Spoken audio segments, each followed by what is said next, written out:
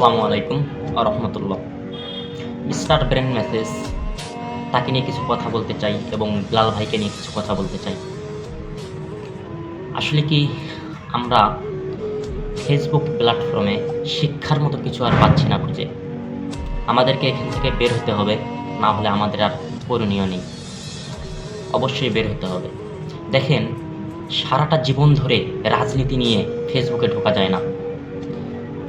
দেখবেন এদিন এখানে মারামারি, এদিন এখানে হুটাহুটি এইরকম চলছে। রাজনীতি নিয়ে সব সময়ই লেগে আছে। তো এই সময় এসে আমরা দেখতে পাচ্ছি যে কন্টেন্ট ক্রিয়েটর এবং কন্টেন্ট ক্রিয়েটর প্রতিযোগিতা। তো এইটা আমরা কখনো চাইনি। তো এইটাও আমাদেরকে এখন শিক্ষা নিতে হচ্ছে, এবং আপনাদের বড় বড় কন্টেন্ট ক্রিয়েটরদের জন্য আমরা ছোট ছোট কন্টেন্ট ক্রিয়েটররা এগুলো শিক্ষা অর্জন করছি। একটা পর্যায়ে আমরাও এমন হয়ে যাব।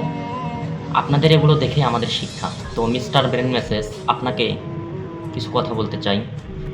আপনি বিলাল ভাইকে নিয়ে প্রতিবাদ না করলেও পারতেন। কেননা যাদের টাকা আছে তারা ১,০০০ টাকা কেন, তারা ১০,০০০ টাকা দিয়েও একটা বই কিনবে, এটাই স্বাভাবিক। যাদের টাকা নেই তারা কিন্তু বই কিনতে পারবে না।